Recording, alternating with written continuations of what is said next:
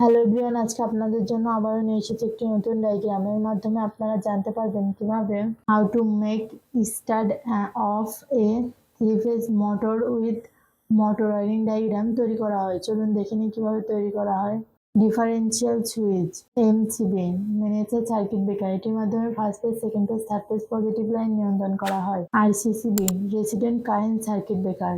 ডিপিএমসিবি double pole miniature circuit breaker, এটির মাধ্যমে negative ও positive line নিয়ন্ত্রণ করা হয়। মোটর প্রোটেক্টর কন্টেক্টর হলো ইলেকট্রোম্যাগনেটিক চালিত switch. Timer negative line differential সুইচের কানেকশন দেওয়া হলো, পজিটিভ লাইন ডিফারেন্সিয়াল সুইচের কানেকশন দেওয়া হলো। Second phase positive line differential সুইচের কানেকশন দেওয়া হলো। Third phase positive line differential সুইচের কানেকশন দেওয়া হলো। First phase, second phase, third phase ও নেগেটিভ লাইন ডিফারেন্সিয়াল সুইচ থেকে এমসিবিতে কানেকশন দেওয়া হলো।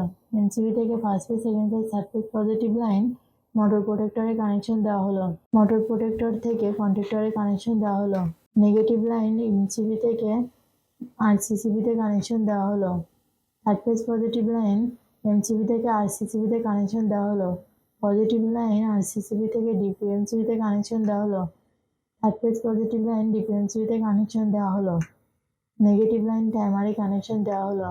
নেগেটিভ লাইন কন্ট্যাক্টরে কানেকশন দেওয়া হলো। থার্ড ফেজ পজিটিভ লাইন টাইমারে কানেকশন দেওয়া হলো।